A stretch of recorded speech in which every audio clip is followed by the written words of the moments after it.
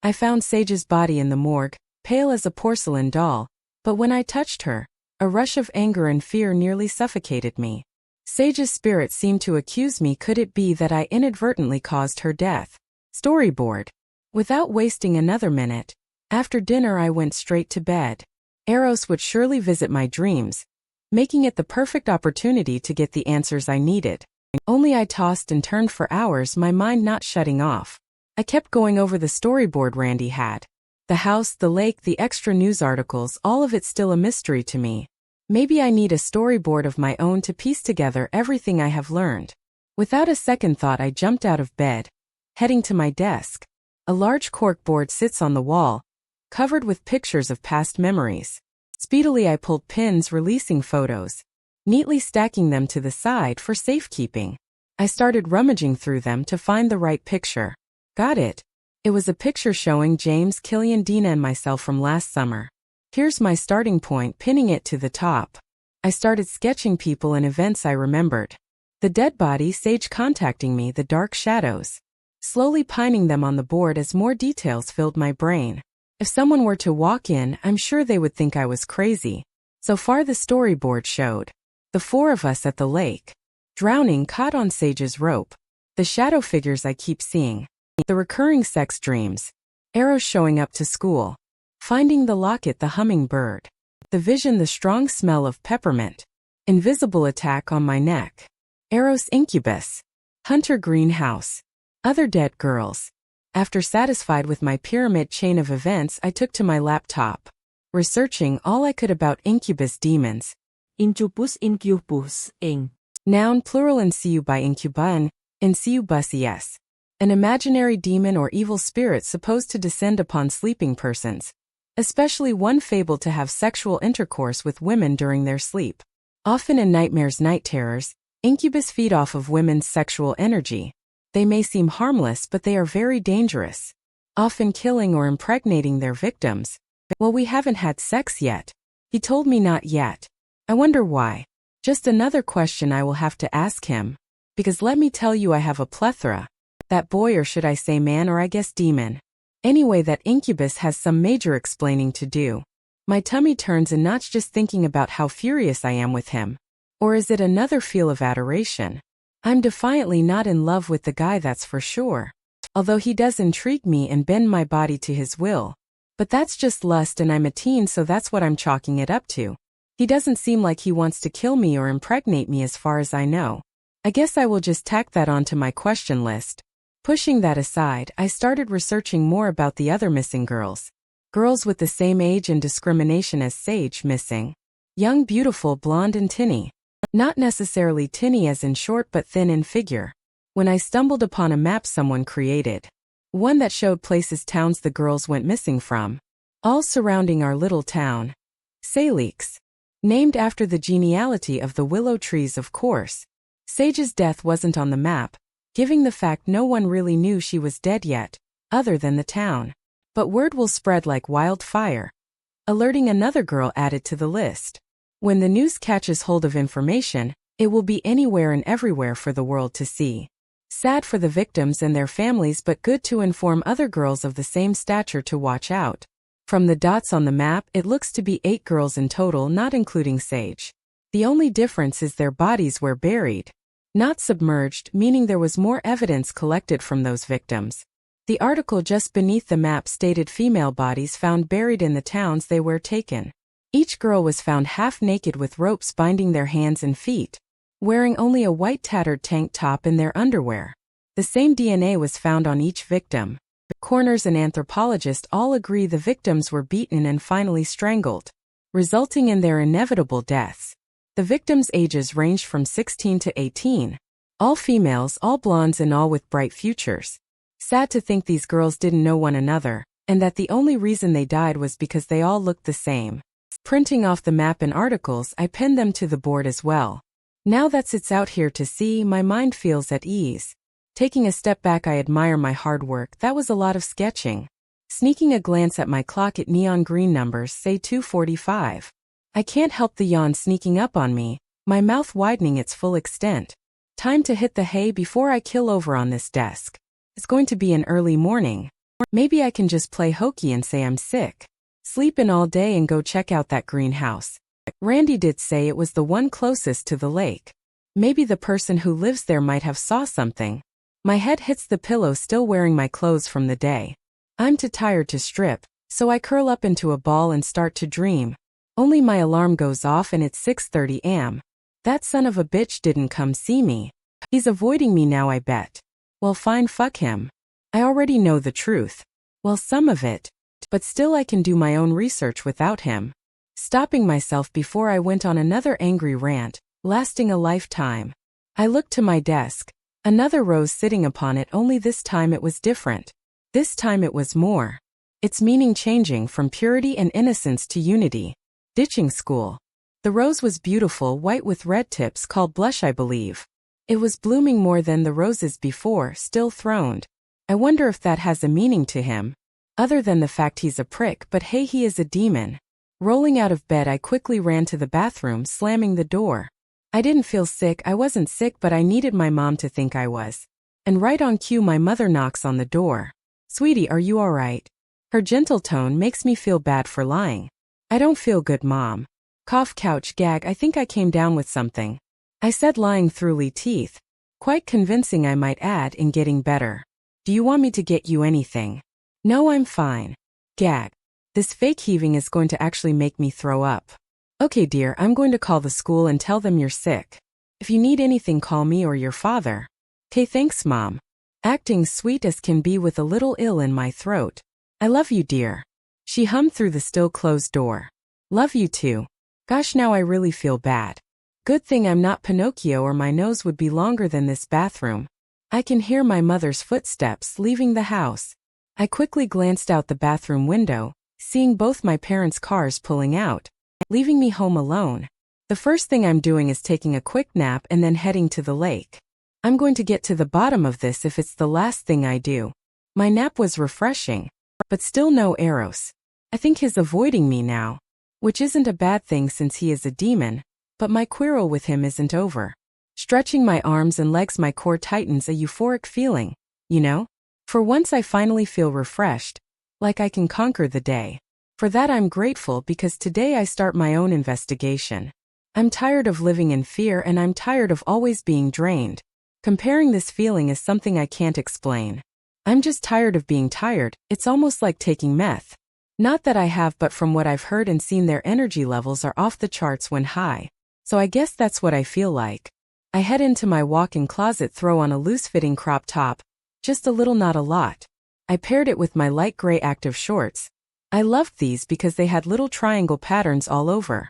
Sporty but still could be dressy. My hair was finally dry enough I could whip it into a fishtail braid. Closing my closet door, revealing the full-length body mirror. My out for it, cute no doubt, and with my fish braid draped over my right shoulder, I looked hot. Forgetting the makeup, I decided on all natural today.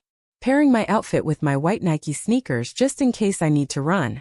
I grabbed my bag filled with my scratchbook and pencils, snacks, and water. Tossing my bag into Jane's back seat, I went straight to Willow Lake in search of the Hunter Green house. Determined to scout it out, find out who lives there and what surrounds it. Why was Randy interested in this house? Surely more than just its close proximity to the lake. I wonder what's behind those red cellar doors. Who paints red on an exterior Hunter greenhouse? Those colors don't even match. I've never seen this house, so Jana and I cruised around till my eyes landed on exactly what I was looking for. The dark green exterior hid the house well from the street. It sat back probably a good 30 yards in the brush. However, the bright red doors stood out like a sore thumb. Odd, but whatever, to each their own right. I parked Jane on the non-busy street. This was out in the middle of nowhere. The next lake house was about 2 miles away. It was a quiet day out here alone. Maybe I should have brought Dina with me now that I think about it. No one knows I'm here. Quickly texting Dina my location, I slid my phone back in my back pocket. Walking up the winding paved driveway, I left her up on my phone awaiting her reply. Closing in on the house, I can see what appears to be nobody home. Just to make sure I'm in the clear, I went straight to the front door. Its color tan matching the house. When I knocked and rang the doorbell with no response, I took that as my opportunity to snoop. Peeking through the door's small window, it was a nice house. Beautiful woodwork. Hardwood floors shiny and polished. Peeking through another window, it's the living room. The furniture looked brand new as if no one uses it.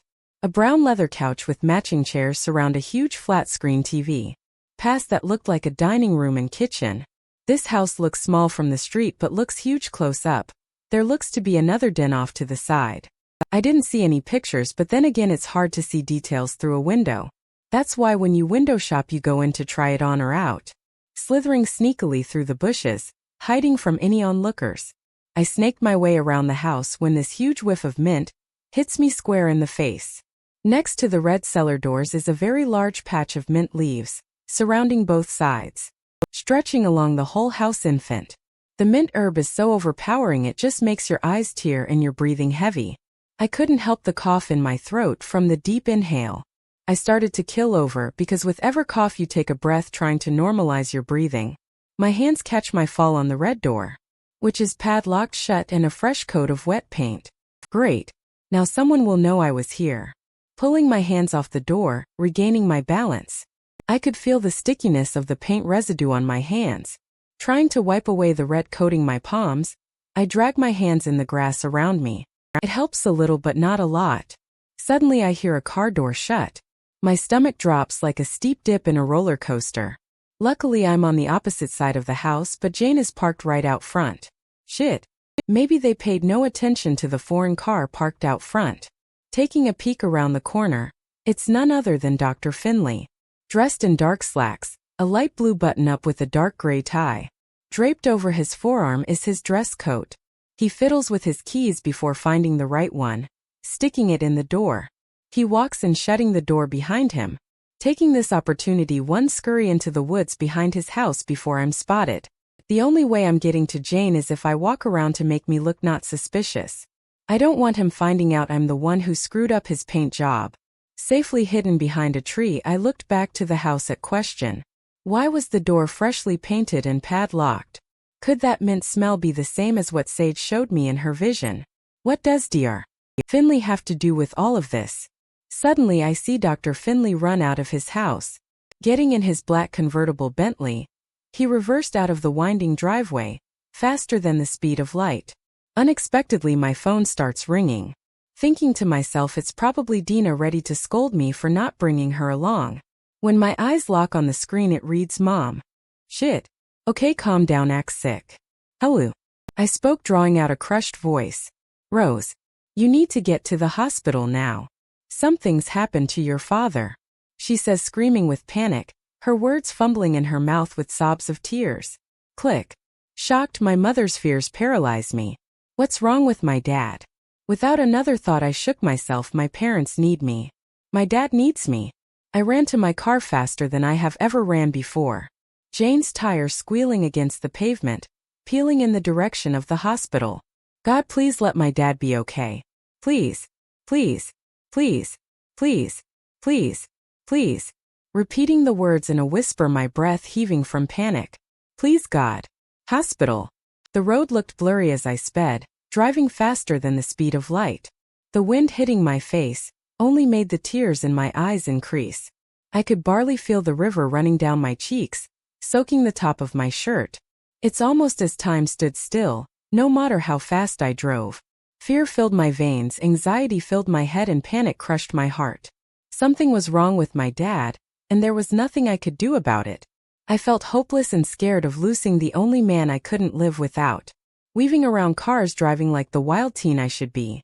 I wondered if my mother had called my brothers, informing them more of his condition. I went to grab my phone from my pocket, vigorously shifting from pocket to pocket, not remember which one it was in. Patting every pocket, not finding what I was searching for. I realized it had fallen from my pocket, slipping in between my seat and the shaft console. Still driving like a bat out of hell, I snaked my hand between the soft seat and hard plastic, pinching my fingers around the edge of the phone, only averting my eyes for a moment, fishing my phone out. Looking up, a car's tail light shined bright red. I slammed on my brakes, fearing my car wouldn't stop in time. The wheels skidding against the pavement, Jane's brakes squealed trying to stop. My bumper tackling the back end of a white truck. Luckily Jane has a double-tubed bumper grill guard, inches away from my actual grill. the shock of colliding with another vehicle, and my father in the hospital. I wasn't paying attention to who I hit. He stepped out of his truck standing tall and built, sunglasses over his eyes, a look of pure annoyance dressed his features. His spit-shine black boots briskly stomped my way. His keys attached to his belt clink with ever bounce in his step. Shit. Rose, what the hell? He fired his words fuming, fire burning in his eyes. But his tune changed when he noticed my beet red eyes. My face flush, now feeling the heat resting in my flesh. The wind absent from the sudden brake check. His eyes soften as if he was looking at the cute little neighbor girl who used to beg for piggyback rides. What's wrong? He spoke delicately. And my dads and I could barely understand myself through my heaving sobs. Taking quick sudden breaths trying to speak. Breath, Rose. Take a deep breathe. His plans landing against my cheeks forcing me to focus my attention on him. He takes a deep breath, nodding for me to copy his actions. My hands still firmly planted on the steering wheel. I took a deep breath mimicking his, calming myself enough to speak. My dad's in the hospital, something happened. I cried yet again, soft tears streaming my burning cheeks. Is it an emergency? He quickly blurred out sternly. Yes. I spoke as if a whisper in my deep breath. Follow behind me. His cool hands releasing my inflamed flesh. Jogging back to his truck with the door still open. He ducked and swinging his door shut. Lights flashing, burning my irises. He let the sirens sound, flying onto the road ahead. I followed as cars moved to the shoulder, making way for a safer travel. Within minutes my car was parked at the ER entrance. In a dead sprint, I took off for the door, noticing my mother's car was already here. The sliding doors opened slowly but fast enough for my little body to squeeze through. My brothers hugging my mother, stand in the waiting room. Access from the front desk. Mom. I shouted, finding my voice. My brothers released their grip so my mother could turn around. All three of them embracing me in their arms. A family group hug surrounding my mother. My arms snug around the family. What happened? I managed to muster out, still enclosed around one another. My brother Dominic eased his hold around me. His bloodshot eyes staring down at me. We were working under a car and he just dropped. His eyes filling to the brim with tears. He was bending down to grab me the drill when I heard the thud. Was he breathing? Dean spoke shakily. He was, but he was unconscious. Dominic wept. My mother's soft cries never fading as we conversed. Her arm around my waist only pulling me tighter to her embrace. My figure forming perfect against the women who created me. We stood there for hours just holding one another, savoring our moments together. Finally, after a few houses had passed, Dr. Finley greeted us. Mrs. Violence, he softly said, talking almost sweetly to my mother. Finley, what happened? My mother cried out, stepping closer to the doctor, leaving her children behind. Joe suffered a heart attack, causing him to faint. He hit his head. We went in for surgery to open up the blockage in his heart. Everything went flawlessly. He is doing well and in recovery right now. As for his head, he will just have a goose egg for a while. He smiled at her with a big cheeky grin. Was he flirting with my mother? My mother fell into his arms, thanking him for saving her husband. His hands wrapped around my mother's figure. His arms tensing around her petite curves. While I'm relieved my father is okay. Still weirding me out. I mean, this guy was a completely different person when I was in here. A blunt asshole who didn't bother with being sweet or gentle, to a revived teen. Come, I will take you to him. He smiled down at my mother. We follow him to my father's recovery room. On the way there, Dr. Finley informed my mother. He would be asleep for a few more hours, but we were free to stay with him. My mother took the chair next to his bedside, while Dean and Dominic sat on the small love seat. I found a rather uncomfortable shower chair to rest my legs. We sat in silence, while my mother whispered sweet nothings in his ear. While we sat there, I noticed my hands still had red paint in the creases of my skin.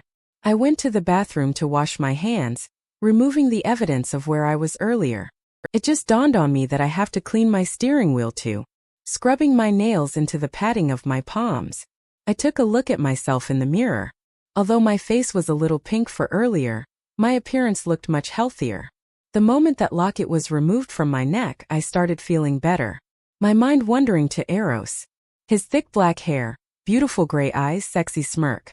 The bad boy ran through my brain, all my sexual desires coursing through me. His touch, his kiss, all drawing me in. What I feel for him isn't love, it's lust. He's an incubus, for goodness sakes. He means nothing to me. I shook my head, blinking a few times, casting some of the cold water in my face. I grabbed the folded white hand towel neatly placed on the sterile counter, covering my face, dabbing all excess water off my skin. I dropped the towel, my eyes fixated on the figure standing behind me. His strong hand, firmly cupped over my lips, yielding the scream about to escape my mouth. My body frozen from shock, I was in here alone. Eros stood behind me, pressing his delectable chest against my back. His head leaning down, his lips softly caressing my ear. "Don't scream," he whispered, running his cheek against the side of my head. His strong grip on my mouth not allowing any movement. I couldn't open my jaw even if I tried. "Meet me in the hall." His husk-deep whisper chilled my being. His fingers gently grazing the outside of my arm, tuning from my shoulder to the tips of my fingers.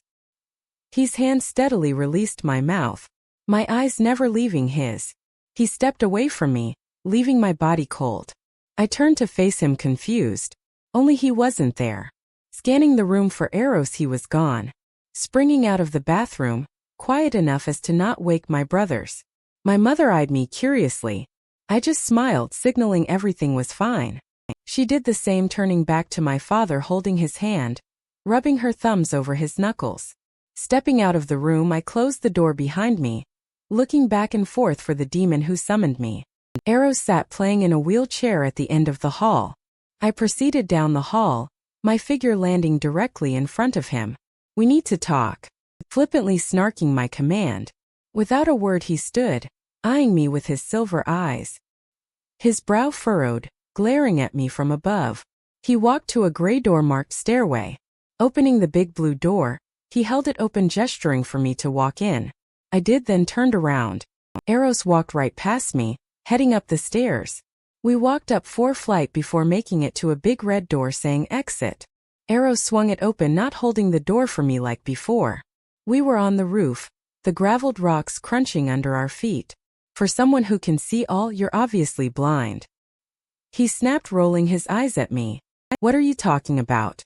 My patience was running really thin with this devilishly handsome man. "You're clairvoyant, Rosie. You can see all. But you're choosing not to," he said curtly, disgusted by my lack of understanding. What the hell is clairvoyant? I was so confused. "For someone who is smart, you're dumb too," he spat. "Knock it off, Eros. I have no idea what you're talking about, so start explaining, or I will exorcise your ass back to hell." I was done with this foolishness. He is going to answer my question. He just looked at me, amusement filling his gray eyes. His laugh erupted deep in his chest, loud cackles leaving him breathless. I don't find any of this funny. Disapproval, glaring at his dumb sexy figure. "You just said you were going to exorcise me. That's pretty funny," he said, smuggling, still amused at my play on words. "Well, I will. Keep this up and I will find a way," sounding more like I was trying to convince myself rather than him. "Yeah, good luck with that, princess," he devilishly smirking down at me. Answers. He steps closer to me, the gravel shifting under his feet. I subconsciously took a step back. He had this look in his eyes, a hint of mischief seeping through. "So tell me, Rosie, what do you think is happening to you?" With another step closer he came, inching us towards the edge. I took another step back, trying to avoid his touch. Did he think this was a game? This is my life, damn it. I don't know. Everything seems different than before. My strong-willed voice softens, almost cowering to the demon before me. My subconscious scolds me. Where did that ferocious bitch go? With every step he took, I took one back, trying my hardest to keep an arm's length between us. He seemed to be amused by my resistance to his feisty demeanor. With one last step, my back hit the wall. The hard building exterior hit dead center in my back. He came close, placing his arms against the wall on either side of me. His eyes flashing silver, staring me dead in the eyes. I could help but gulp down the abundance of saliva accumulating in my mouth. his face inching closer to mine, our noses almost touching. His eyes perch into me as if he is staring into my soul. I could take you right here, right now and be done with you. His voice was deeply demonic, scary but sexy all in a way my body couldn't handle. I could feel my panties dampen, the heat between my thighs, building with every word leaving his sadistic lips. He leans in, closing the little space we had between us. His cheeks smeared past mine, his head dipping down to the crevice of my neck. His loud sniff causes me to stiffen like a statue. What's he doing? Satan, you smell so good. Your arousal is driving me wild, Rosie. He whispered huskily, his lips tickling my outer ear. I was so turned on and scared all at the same time. My face glistening with zero emotion other than the wide eyes, gaping back at him. But right now isn't the time or place for this. My dad's in a hospital bed just below us. My mom's scared to death and my brothers are freaking out. First my accident, now my dad's sudden heart condition. Life was not being fair to us. But death seemed to enjoy our visits. Step back, I whispered, sounding like a mouse. I was hoping it would have come out more ferocious. But to no avail, I was pathetic. He didn't speak and Eros most certainly didn't move. The air between us grew tense. So much so my brow began to furrow. What was this buffoon waiting for? I said, move. He just stood there looking at me as if examining his prey. I said, move. My voice regaining that sassy teen drama queen tone. His body tensed, I could visibly see his arms tighten, his jaw clench. I'm sure his hands dug into the exterior wall, because of the crunch I just heard. Don't speak to me that way, he demanded, clenching his teeth. I could take you right here, right now, and no one would be the wiser. He viscously spat, as if no one cared about me, as if no one would come looking for me. He was probably right. At this moment my family was occupied and I was alone. How stupid am I to follow a demon to a rooftop alone? Stupid. I know. If you speak to me like that again, I won't hesitate to fuck you, cupping your mouth and muffle those sweet moans of yours. He was being so ferocious, dominant, unforgiving, he wanted what he couldn't have. But my body was shaking uncontrollably. This man had his nails sunk deep inside me. It's like a pull I couldn't escape. He wanted to take what I had been saving. My virginity, my beautiful flower. I wanted to release my anger, the snarky beast within me. Then I started to wonder, is that why the roses keep showing up? Without heeding his warning, I couldn't stop my lips from moving. You can't take my fucking flower. I don't give your permission. My voice stronger than before, willing all my straight at him. My hands push his chest. His body barely moves an inch. He still has me trapped, his muscular figure pressing in on me. I already got your permission. He joked, a menacing cackle. What? How? I spat in disbelief. He was really starting to test my patience. The first night we met, love. You said you would be mine. You said yes. His voice changed. He copied my voice as if I heard my lust-filled consent come straight from my own mouth, mimicking the moaning yes I gave, caving to his charm. Only I thought it was just a sex dream, not a contract. His hands snaked around my waist, holding me tight. His finger pads digging into my flesh just under the hem of my shirt. He had a grin on his sculpted face, looking not just at me but to my soul. According to him, I willingly gave myself to him. But if he thought I would come easy, he's dead wrong. Well, I withdraw my statement. I will never be yours. My eyes narrowed, trying to take back what was mine. Rusi etiskma. You can't take back what's already been given. Sorry, love, you're mine. I fought for you fair and square. He eyed me, amused with himself. Enjoying the contract, I subconsciously sighed. What do you mean you fought for me? My right eyebrow arching from my still furrowed brow.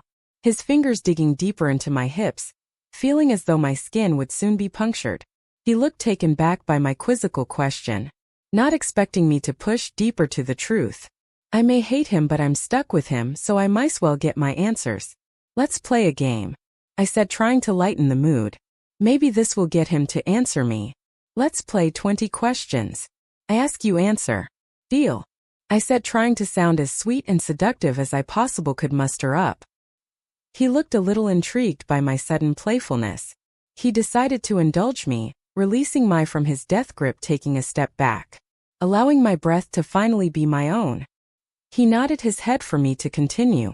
For every answer you tell me truthfully, I will take off an article of clothing. I smiled no he could pass up this opportunity. He cocked his head at me, a smirk playing on his lips. His eyes leisurely raked my body. It made me feel a little uncomfortable but at the same time powerful. Deal, he said without a glint of hesitation. What did you mean you fought for me? I questioned again. I fought a wrath demon for you, he smugly said. Now strip, demanding I keep up my end of the bargain. He was enjoying this, eager to see me naked. He already has seen me naked in my dreams, so what's so different in the real world? I took my hair out off my ponytail, dropping it on the gravel, trying to hold my smirk back from his disapproving face. Why did a wrath demon want me? I don't know. But wrath demons only go after the damned. You must have done something very bad, my little Rosie. There he goes again with that stupid little nickname Rosie. Next. He waited for me to take off another article of clothing, shifting his weight. His arms crossing his chiseled chest, sculpted to perfection. I then slipped off my left tennis shoe. I have 5 more articles of clothing before I'm striped to my skippies. When you took the locket off my neck, why did you ask me if I was trying to kill myself? This time I looked at him more questioning. I wanted to know if he cared for me. I feed off your soul. You're mine, he said, possessively claiming me. I quickly fired back. He never answered me. You didn't answer my question. I was not taking off another shoe till he told me, rolling his eyes at my childish action. He begrudgingly answered again. The locket you were wearing was a wrath charm. It had the essence of the demon who owned it and the soul it had calmed. It was also feeding off of you. Sliding my right shoe off, I kicked it to the side with my left. A wrath charm. What was a wrath charm doing around Sage's neck? Was that how she died? A demon fed off her? Should I ask? It will have to wait. Why did you fight for me? This question I was most curious about. Why did he want me? When you died, your soul went to the veil. I'm an incubus, a sex demon, and a virgin smell as sweet as yours. I had to have it. For eternity. You're beautiful, Rose, and you're mine. His cheeky grin showed his grotesque teeth. I could start to see his horns protruding from his skull. I bent down, slipping off my right sock. Good thing I decided to wear sneakers instead of sandals. You said I choose not to see. What do you mean? He might think I'm dumb, but I honestly don't know what he's talking about. He looks at me, amusement laced in his eyes. I blinked at him, waiting for my answer. Took just a second, not even that. His eyes had shifted from a dull gray to silver. His rounded ears standing to a point. His horns now covered his head, the black hair around him growing longer. What's he playing at? You choose to see when you want to, like right now, he said, smirking, showing his disgusting teeth. That's not answering my question, Eros. How do I control it?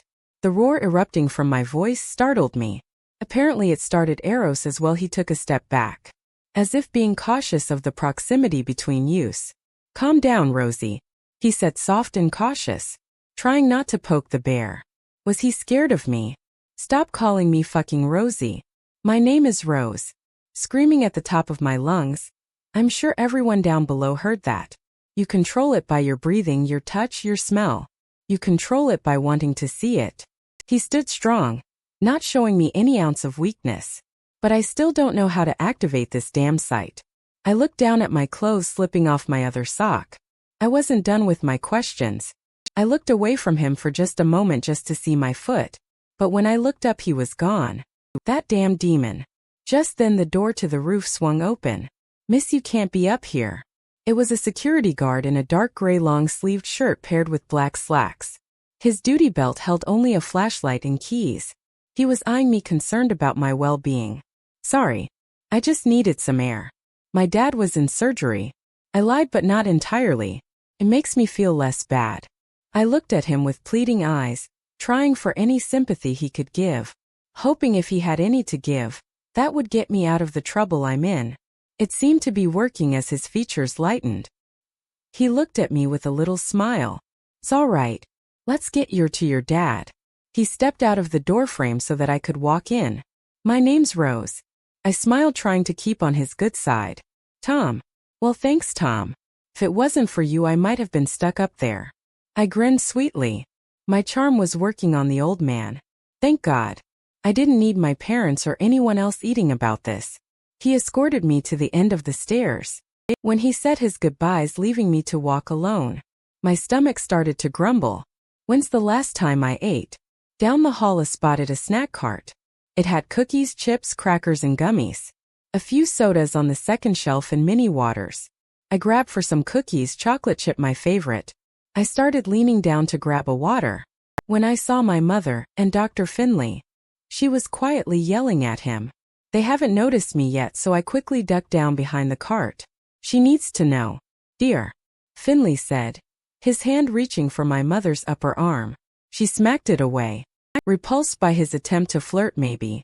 He was leaning oddly close to my mother. She will never know. My mother spat, pushing past him, slamming into his shoulder. Heading back into my father room. That's when he said it. Hummingbird, please, he said, trying to appeal to my mother. Hummingbird. My mother stormed out. Don't ever call me that again, she hissed. Leaving Dr. Finley alone, he soon took off down the hall, leaving me still hiding behind the little cart, just 10 feet from their little spat. Hummingbird. Hummingbird. Sage's locket had a hummingbird in it. My brain became overwhelmed with all these facts being thrown at me left and right. First Eros tells me his truth. Now I catch my mother and Dr. Finley arguing. Something is definitely off about that. Why did he call her Hummingbird? Is that some sort of pet name he gave her? I guess they are the same age. Maybe it was from when they went to school together. I vaguely remember my mother and father talking about high school memories. Finley must have been in their class, or they at least went to school together.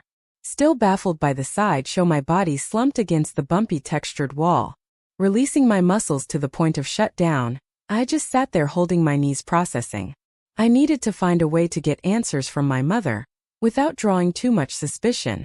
I needed to keep her guard down to collect every tidbit I possibly could. But how? How would I bring up the Hummingbird nickname, without setting off alarms? Would she even tell me? Maybe I can bring up the locket and ask her about it somehow that way.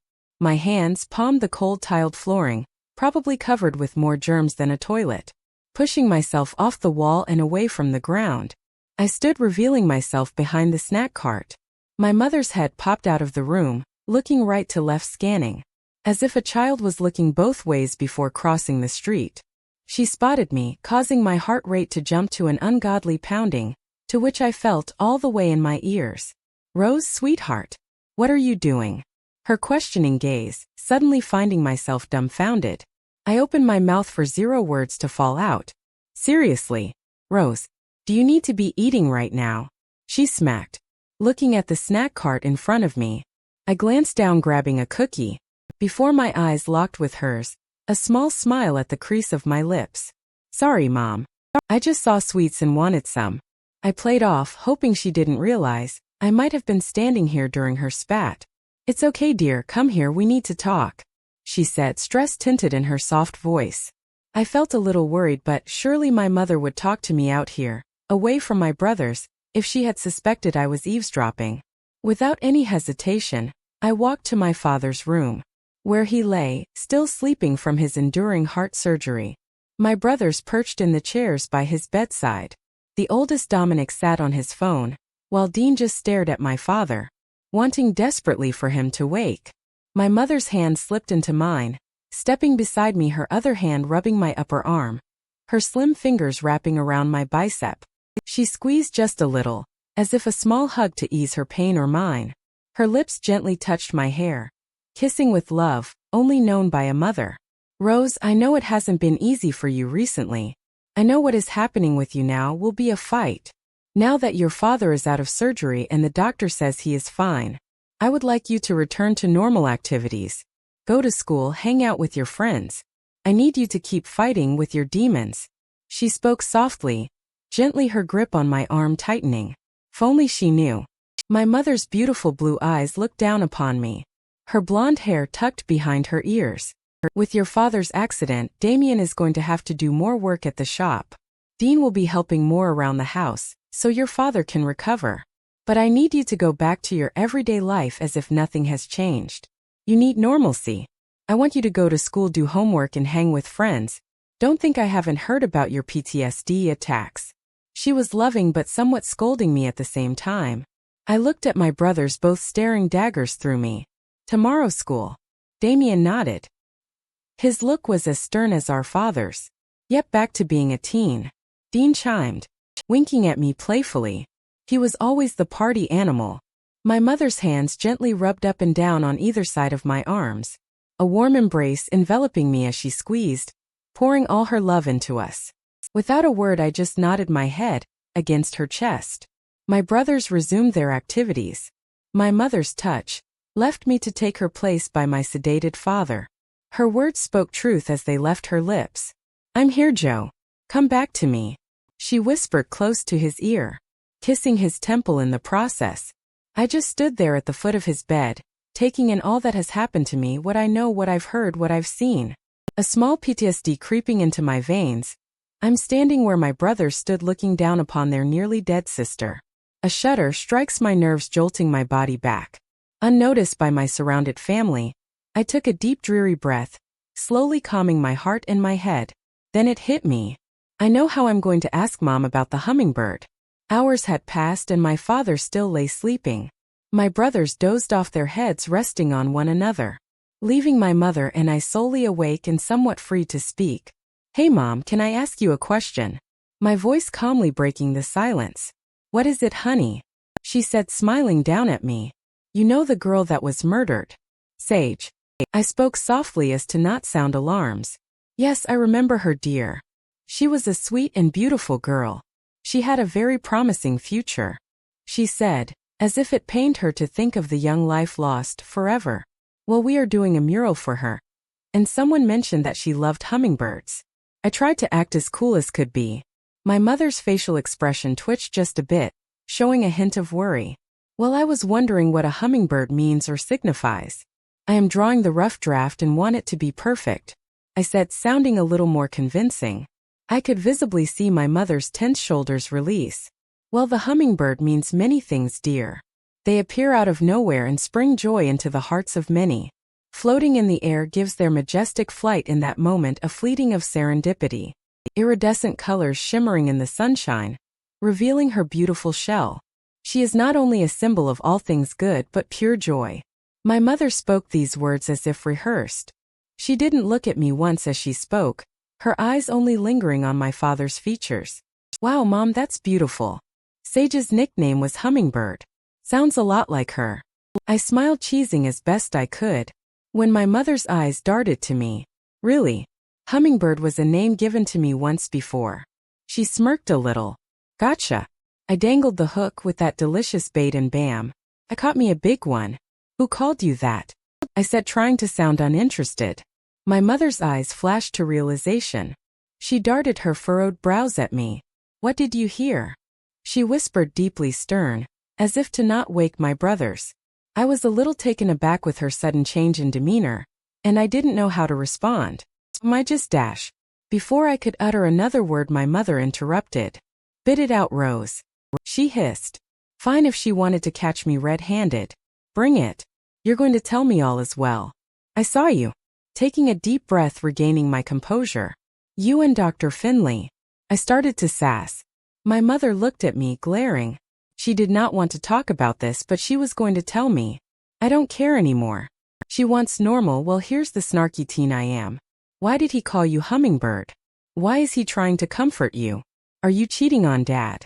My questions filled the air, my tone not so quiet as to almost wake my brothers.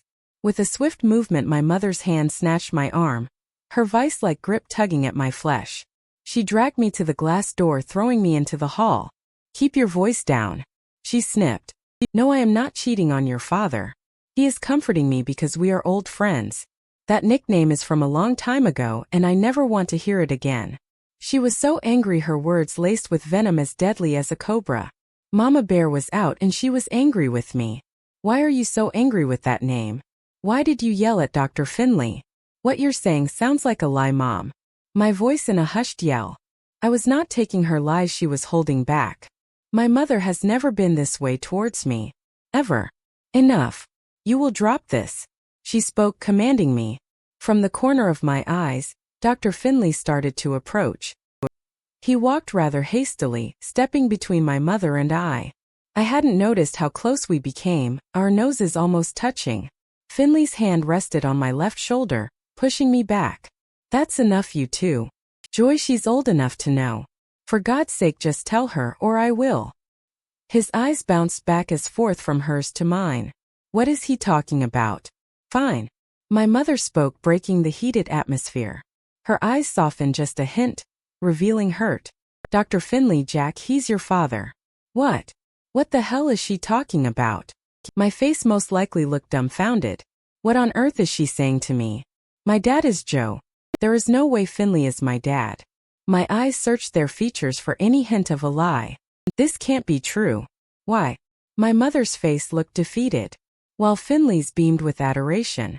I was so pissed. She wanted me to return to normal. He thought it was a good idea to drop this bomb on me now. What the hell is wrong with them? I took my left hand, smacking Finley's hand off my shoulder. My face coated in hate, betrayal, hurt, and anger. Without a word, I stormed off down the dimly lit hall. My stomping feet the only sound breaking silence. Jack's my father. My mother's a cheater. I'm a bastard. The hummingbird's bastard. Wonder. Storming out of sight, my body felt as if I were going to collapse. It's all just too much for me, demons, spirits, death. Now a father that hasn't been my father. He's nothing to me. My real dad is Joe Violence. Nothing is going to change that, ever. Pushing through a heavy gray door, I found the stairs again. Descending down into my sadness, anger and confusion all blinding my sight. Until I hit another door, double doors to be more exact. On my right the sign said, Morgue, Room 366. I paused for just a moment, contemplating whether to turn around or push forward. Then it dawned on me, Sage. Her body has to still be in here, it's an ongoing investigation. Pushing through the gray double doors, the stench of bleach and freezing air hit my senses.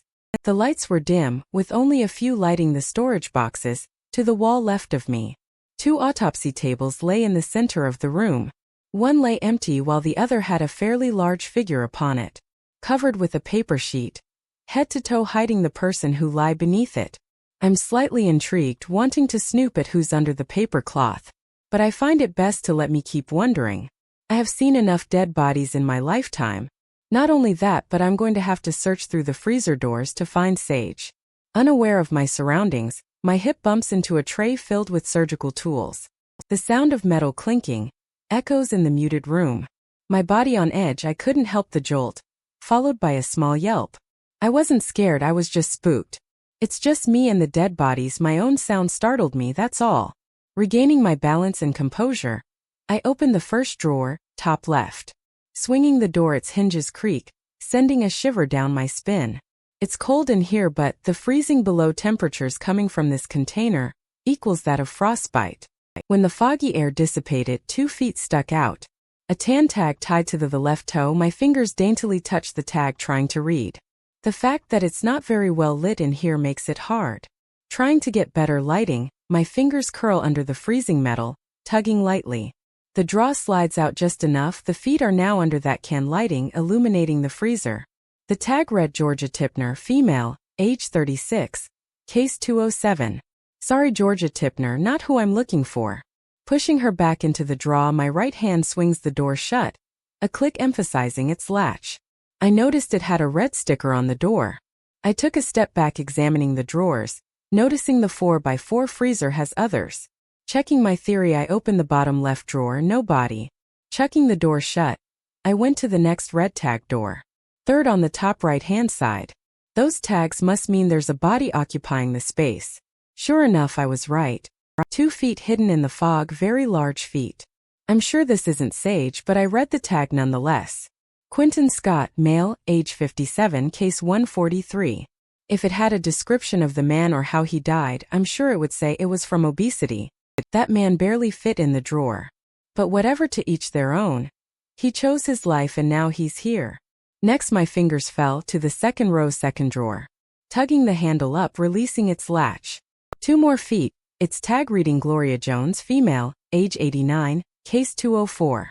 My guess to her death is old age. Just a hunch, not that I'm right, but it's fun to guess. Swinging her door closed, my hands found the next drawer. Bottom right, second to last drawer. Tugging it open, a pair of slender petite feet, angled laterally, sat frozen. I didn't even need to look at the tags to know this was Sage. But I looked just to make sure.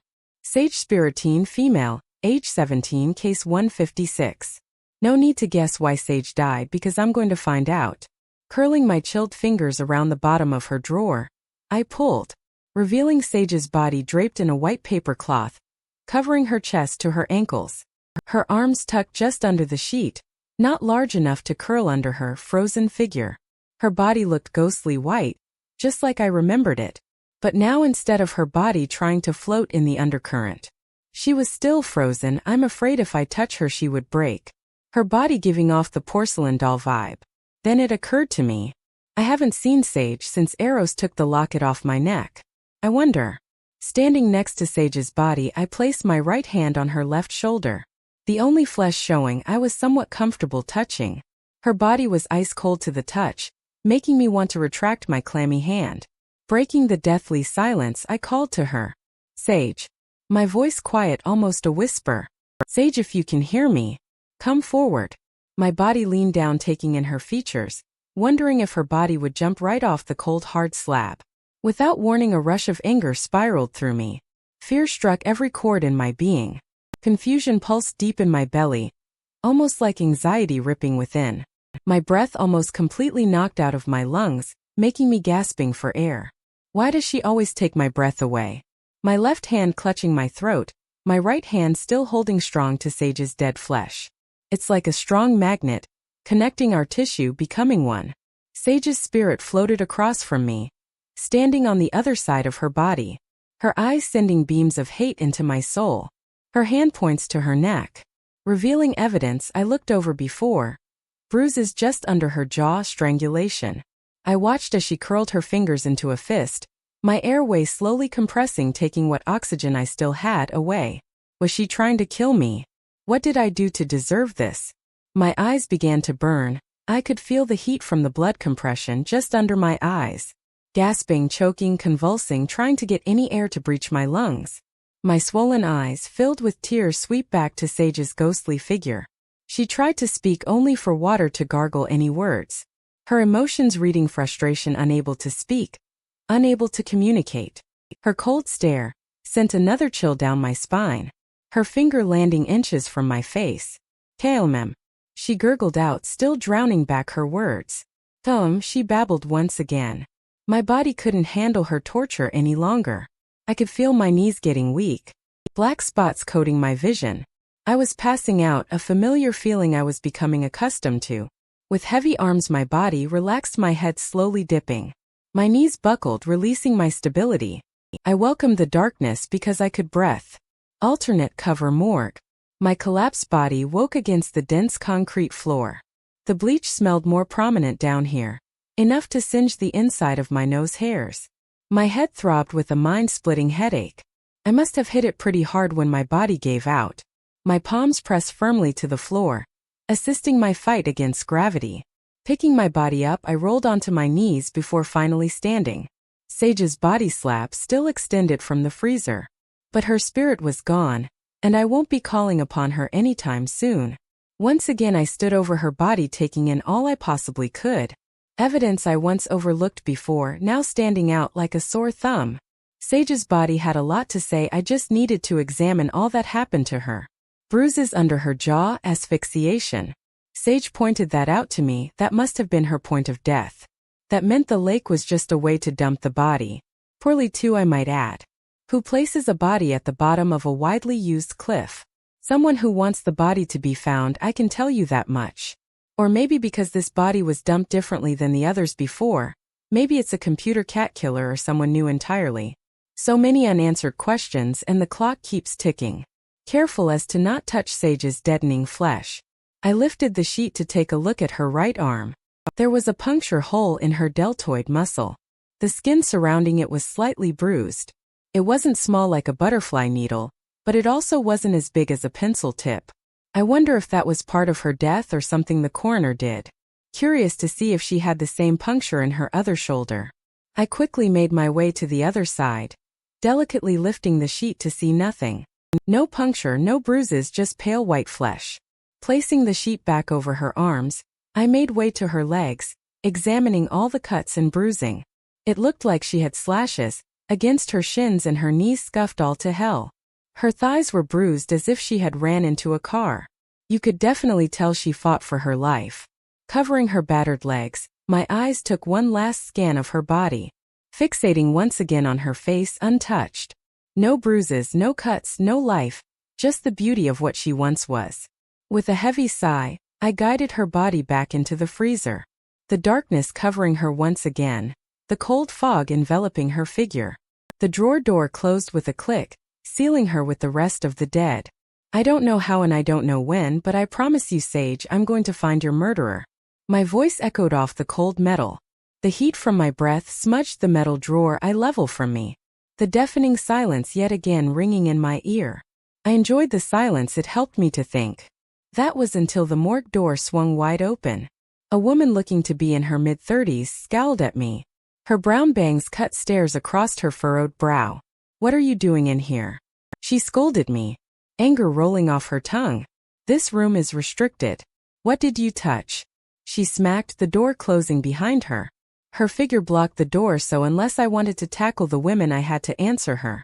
I was just wandering around and the door was open, I said, shrugging my shoulders, acting like the dumb teen I am. Damn it. Tom must have forgotten to put the code in to lock it after his rounds. She was now scolding him instead of me. Sounds good. Keep yelling at a man that isn't here, not me. But I spoke too soon when her eyes snapped back to me. What did you touch? She spat accusingly, taking a step in my direction, her figure finally under one of the dim lights, making her name tags much more readable. Yes, just what I needed, her name. Well, Brenda, I didn't touch anything, I said, lying through my teeth. I just wandered around, I saw the sign morgue, and came in here. I'm looking into becoming a coroner, and just wanted to see what this place looked like. I smiled sweetly, hoping flattering her job and showing interest would get her off my back. What's your name? Her voice softened just a little. I think my lie was starting to work. Rose Violence. I spoke, reaching my hand out for a shake. Probably should have used a fake name. Her firm grip met mine. Her expression looked a little more relaxed. Her quizzical expression still trained on me. Nice to meet you, Rose. Now get out of my morgue. She smirked, sternly stating her dominance. This was her office and I was trespassing. Without hesitation, I squeezed past her. Last thing I needed was for security to be called. I didn't need my mother yelling at me. She already showed me the anger she felt earlier, and I never wanted to see it again. Just as I pulled to open the doors, Brenda called to me. Rose, when you're ready to job shadow, give me a call, Dr. Brenda saintly. Her face didn't reveal an ounce of emotion, but her eyes said it all. I made an impression on her. Maybe she saw herself in me, or maybe she just liked my lie. Either way, I was home free and in the clear. Our eyes disconnecting as the door slowly closes behind me. I never actually thought of a job as a coroner, but if I solve this murder, then it's an option, that or a detective. Heading back down the basement hall, my eyes landed on an elevator. Thank God. My body hurts way too much to trudge up those stairs. While I stood in the elevator going up, I completely forgot about checking for paperwork. Damn. I should have read her report, but instead I decided to call on a ghost. Great. Now I'm missing written information, proof.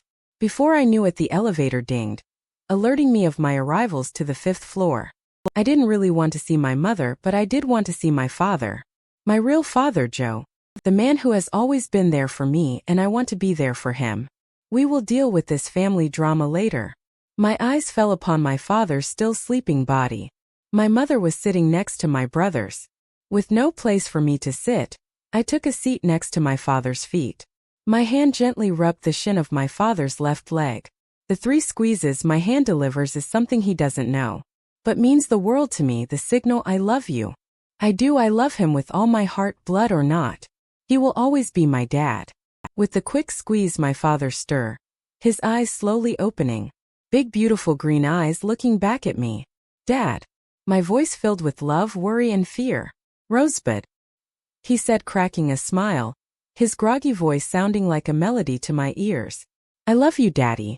I smiled, a tear rolling down my cheek. I love you too, Rosebud. I love you too.